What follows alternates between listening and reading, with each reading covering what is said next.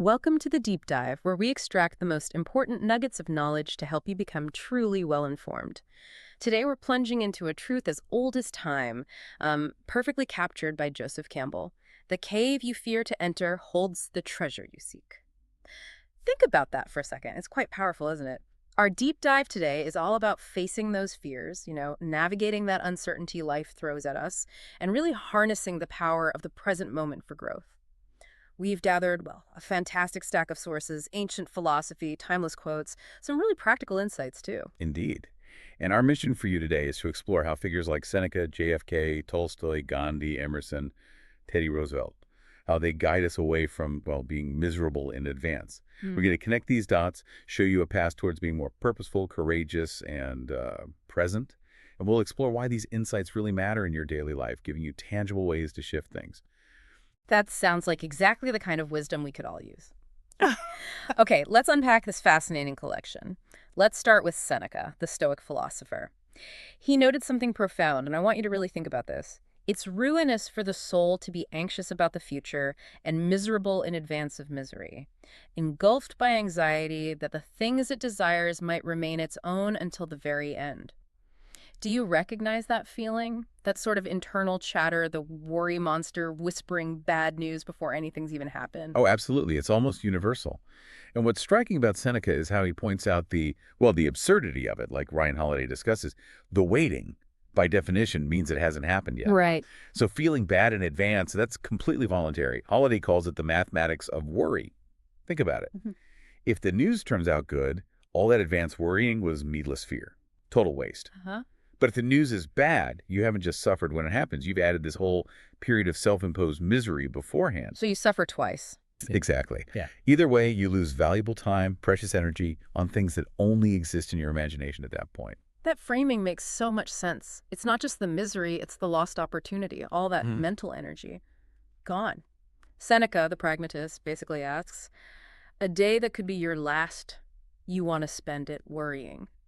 It's a stark question, isn't it? The cost is huge. He implies the wise person is almost too busy working to care about every single possibility beforehand.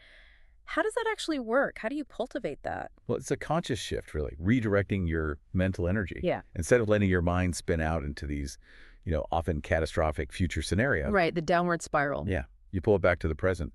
It's not about denying risk. It's about seeing worry for what it is, often unproductive. Being too busy working means being deeply engaged in what you can control right now.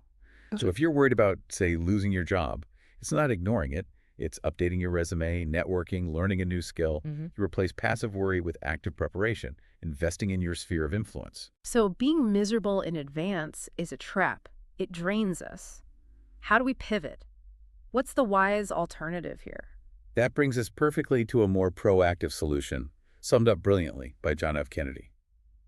The time to repair the roof is when the sun is shining. Ah, I like that. It's not about ignoring storms on the horizon.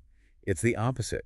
It's about using the calm times, the times you have capacity, to act effectively. Not waiting until you're panicked. Exactly. Avoid being paralyzed by the approaching tempest, as one source put it. It connects to that idea of the space between stimulus and response. In that space, the purposeful person asks, okay, what can I do right now that would be valuable no matter what happens? That's strategic thinking. It is. It's about strategic preparation, building resilience, not just anxious reaction. It's like building strength, really, not just dodging panic. Precisely. Think about a small business owner. Repairing the roof might mean diversifying clients when business is good. Instead of waiting for a big client to leave. Right. Or investing in your team when things are stable so they're adaptable later. You're using that space to build capacity purposefully.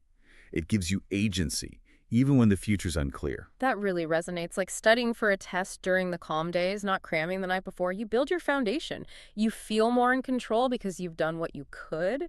Okay, so that idea of building capacity leads us back to Joseph Campbell's quote, "The cave you fear to enter holds the treasure you seek." This feels like where it gets really interesting for personal growth. It absolutely does. Yeah. And the connection here is, well, that growth lies in the unknown. Courage lets you explore it. And let's be clear, courage isn't having no fear. It's acting purposefully, even when you are afraid. That's a key distinction. We often think courage means fearlessness, but no, it's about moving forward despite the fear. Abraham Lincoln captured this. He said, The probability that we may fail ought not to deter us from the support of a cause we believe to be just. For him, the focus wasn't just the outcome, the potential failure. It was the merit of the cause, its alignment with his values. The why. Exactly. He'd entered the feared cave because the just cause was worth the risk. Focusing on the merit, not just the odds. How does someone listening apply that to a personal decision that feels, scary? How do we know if it's a treasure cave or just reckless? That's a great question. It often comes down to internal alignment. A feared cave usually pushes you to grow, stretches your comfort zone, but it connects to a deeper value or purpose you hold. Okay. Recklessness often lacks that. It might be about thrill-seeking or immediate gratification without that value anchor. So, applying Lincoln's idea, you ask, does this challenge, this cave, represent something I genuinely believe in? Right. Will facing this, even just attempting it, help me develop resilience or self-knowledge? The treasure isn't always literal gold. It could be insight, connection, a skill, purpose. Starting a project that scares you, the treasure might be discovering your creativity, even if the project isn't a huge success. The growth is in the entering itself. Precisely. It demands real honesty about our intentions. And that honesty, well, it brings us to an internal practice. Let's look at Leo Tolstoy on prayer. He saw it not as just asking for stuff or vain repetitions, but as the desire of our heart to please God with all our actions. Mm-hmm. And remembering who you are and what you should do amidst distractions. How can we interpret that in a maybe more secular way? Yeah, that's a good way to frame it. We can see Tolstoy's prayer as a kind of mindful reflection. Purposeful self-assessment, conscious alignment. It's about tuning into your own core values, your purpose, reminding yourself what matters to you. An internal check-in. Exactly. Remembering who you are and what you should do. Yeah. It's clarifying your identity, your intentions amidst all the noise. Yeah. It actually echoes that line from Matthew, your father knoweth what things ye have need of before ye ask him. The point isn't informing some higher power. It's about aligning yourself, getting your internal compass straight. And then Tolstoy adds that other critical insight. 1 hour of honest, serious thinking is more precious than weeks spent in empty talks. That feels very practical. Extremely. Instead of that endless anxious loop, which is basically empty talks with yourself about problems that might not happen, Tolstoy pushes for deliberate, valuable reflection. Like journaling. Could be. Yeah. Or just quiet contemplation. Asking yourself the tough questions, uncovering priorities, it's actively working through things, clarifying values, planning next steps. That focused hour beats weeks of surface-level worry or distracted chatter. So what does this all mean for us day to day? How do we cultivate this honest thinking when life is so busy and distracting? It starts with being intentional, maybe even scheduling it. Seriously, block out 15 minutes. Like a meeting with yourself? Kind of, yeah. No phone, no distractions. Maybe use a journal prompt. What really matters now? What's in my control? What's the most purposeful next step? Mm-hmm. You're replacing the passive worry loop with active, directed thought. It helps clarify that who you are and what you should do idea. Turns anxiety into actionable insight. You're training your focus. That's a definite shift from passive worry to active reflection. And that clarity often leads to understanding what we truly need. Which brings us to Mahatma Gandhi. Earth provides enough to satisfy every man's needs, but not every man's greed. A very powerful quote, and so relevant to anticipatory anxiety. It's fascinating how much worry comes from a scarcity mindset. Mm-hmm. We often mix up our desires with our actual needs. Oh, okay. We stress about not having enough when often our core needs, food, shelter, safety, community, are met or at least achievable. The sufficiency principle is about recognizing that fundamental needs are usually covered, even if our infinite wants aren't. The anxiety spikes when we blur that line. Can you give an example? How does seeing that difference reduce worry? Sure. Think about wanting the absolute latest gadget versus needing reliable communication. If your current phone works fine for calls, texts, essentials, but you're stressed about affording the brand new model that's desire, not need, Right. the worry about not having enough latches onto those desires. Applying sufficiency means acknowledging your need for communication is met. It reframes it, reduces that anxious striving, fosters contentment with what you do have. Doesn't mean you stop aiming higher, but... Exactly. It shifts the feeling from frantic fear of lack to more grounded ambition. Yeah. Helps you see what stress is tied to chasing more versus appreciating enough. That's a crucial distinction, and it really sets the stage for self-determination. Like Ralph Waldo Emerson reminding us, the only person you are destined to become is the person you decide to be. And Teddy Roosevelt's follow-up, believe you can and you're halfway there.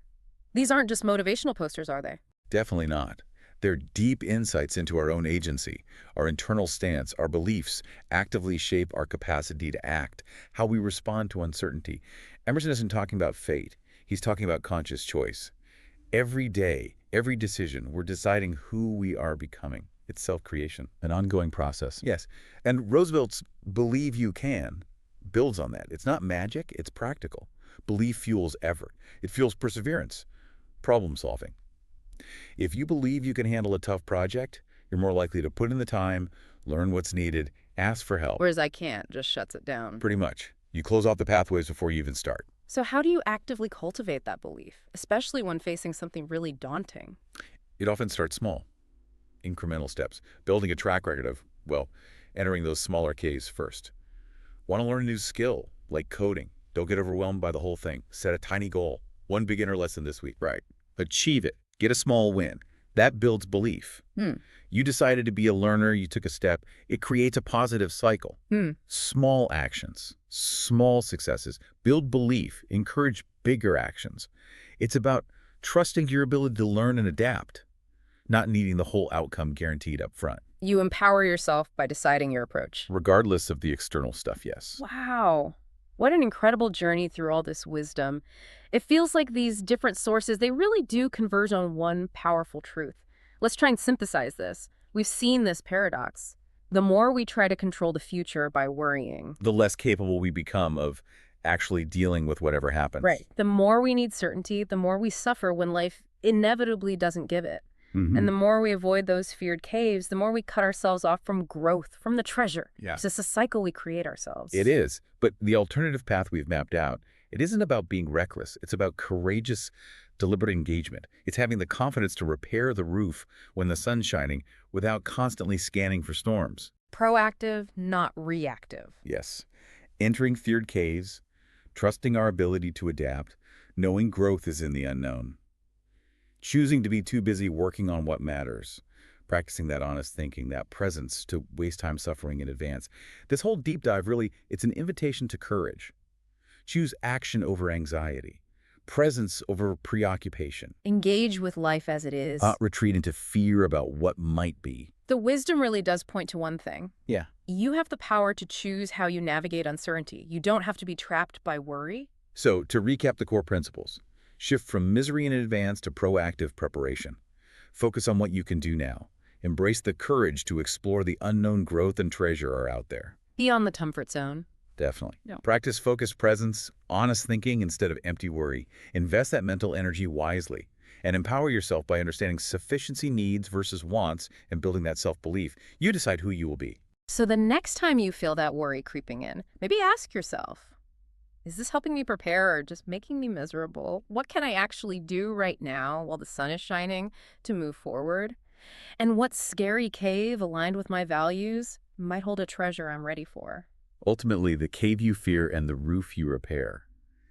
They aren't abstract ideas. They're right here, right now, in your daily choices. The question isn't if life will bring challenges. It absolutely will. The real question is, who will you decide to be as you meet them? That is a powerful thought to end on. Go forth, use those sunny days well, and step bravely into those caves. The treasure is waiting. Thanks for diving deep with us today.